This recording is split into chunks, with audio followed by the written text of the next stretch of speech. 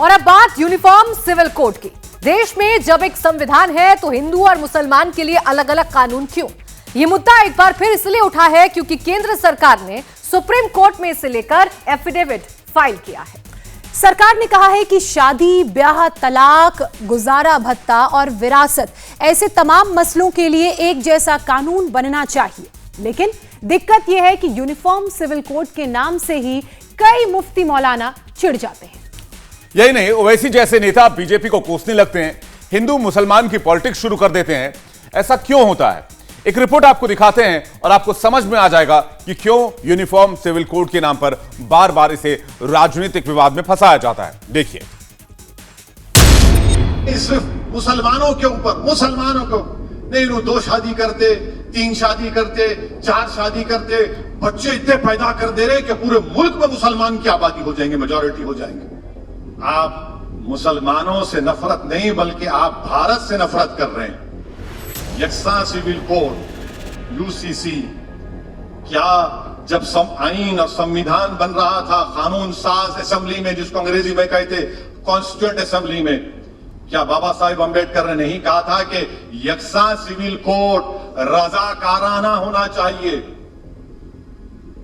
लाजमी नहीं बनाया जा सकता? क्या बाबा साहब ने नहीं कहा कॉन्स्टिट्यूएंट असेंबली में?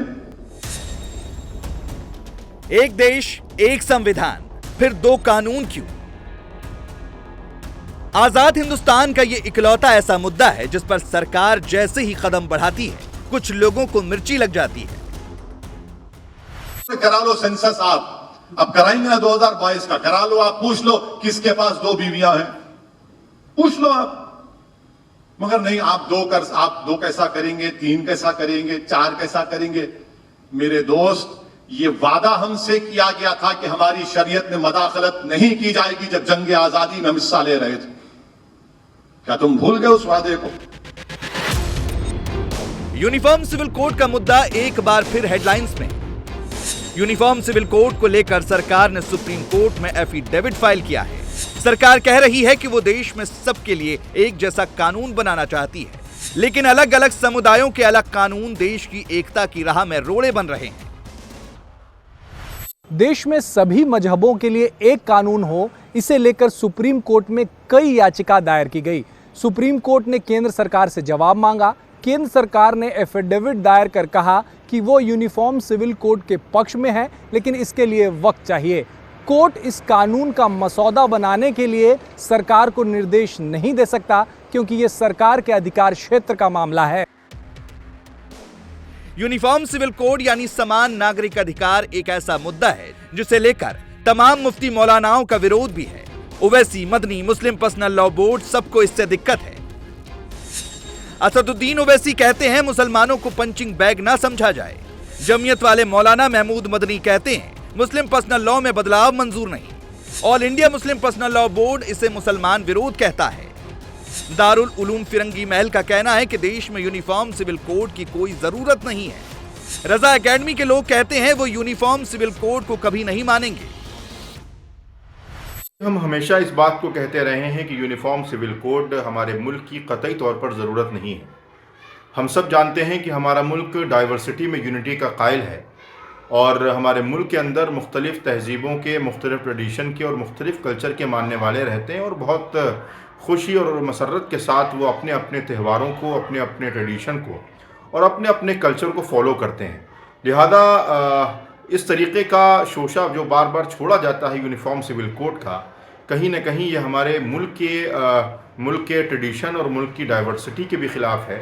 लिहाजा यूनिफॉर्म सिविल कोड पर किसी भी तरीके के बहस व मुबाहिसे और किसी भी तरीके की गुफ्तगू से बचने की ज़रूरत है और मुझे लगता है कि इस पर ज़्यादा वक्त ज़ाय करने की ज़रूरत नहीं है। सवाल है कि यूनिफॉर्म सिविल कोड को लेकर इतनी दिक्कत क्यों है? पहले यह समझिए कि यूनिफॉर्म सिविल कोड है क्या। शादी, तलाक, गुजारा भत्ता, विरासत, गोद लेने का अधिकार और संपत्ति का बंटवारा। यूनिफॉर्म सिविल कोड के मुताबिक ऐसे तमाम मुद्दों पर सबके लिए एक जैसा कानून होना चाहिए, चाहे वो व्यक्ति किसी भी धर्म का हो, किसी भी जाति का हो।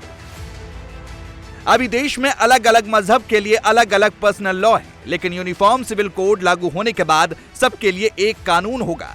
इसका यह मतलब नहीं कि यूनिफॉर्म सिविल कोड आ गया तो पूजा इबादत बदल जाएगी। निकाह मौलवी ही कराएंगे, शादी पंडित ही कराएंगे, रीति रिवाज और परंपराएं वही रहेंगी, लेकिन कानून सबके लिए एक होगा। जो कुरीतियां हैं वो खत्म हो जाएंगी।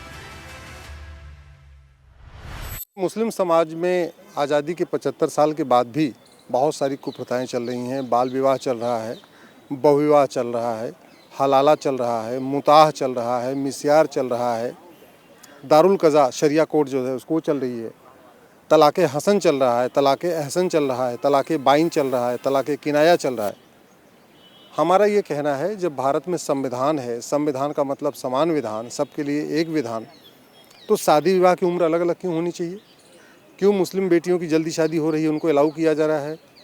तो वो कानून, शादी की उम्र सबकी समान होनी चाहिए। इसी तरीके तलाक की प्रक्रिया और तलाक का आधार एक जैसा होना चाहिए। अभी बाकी सब में जो तलाक लेने का तरीका है वो बाकायदा कोर्ट के थ्रू है, कोर्ट के जरिए ही तलाक हो सकता है। मुस्लिम बेटियों को आज भी मौखिक तलाक हो रहा है, ईमेल के जरिए, पोस्ट ऑफिस के जरिए, पोस्ट कार्ड के जरिए, अंतर्देशी के जरिए, कुरियर के जरिए, इस तरीके से व्हाट्सएप के जरिए, SMS के जरिए आज भी तलाक हो रहा है। 3 तलाक भले ख़त्म हो गया, लेकिन तलाक़े हसन, तलाक़े अहसन, तलाक़े बाइन और तलाक़े किनाया, ये 4 चीज़ें हैं जिस पे कल सुप्रीम कोर्ट सुनवाई करेगा, जो हमने चारों को चैलेंज किया हुआ है। ये बात सच है कि देश में ट्रिपल तलाक खत्म हो चुका है। 2019 में प्रधानमंत्री नरेंद्र मोदी की सरकार में मुस्लिम महिलाओं को 3 तलाक से आजादी मिल गई, लेकिन दावा है कि तलाक ए हसन और हलाला जैसे नियम अभी भी मुस्लिम समाज की महिलाओं के लिए परेशानी का सबब हैं। हलाला को लेकर इस्लाम के जानकार तर्क देते हैं कि यह प्रक्रिया इसलिए बनाई गई ताकि कोई यूं तलाक देकर शादी का मजाक न बनाए, लेकिन तमाम लोगों को लगता है कि इस नियम का गलत इस्तेमाल हो रहा है। सुप्रीम कोर्ट में बहुविवाह और हलाला के खिलाफ 7 याचिकाएं दायर हुई हैं। उस पर बैन लगाने की मांग की गई है। ज्यादातर याचिकाएं उन मुस्लिम महिलाओं की हैं जिनके पति ने दूसरी शादी कर ली या फिर जिन्हें हलाला से गुजरना पड़ा। इंडिया टीवी हर वक्त हर जगह डाउनलोड करने के लिए सर्च करें India TV news Google play store या ऐप स्टोर पर।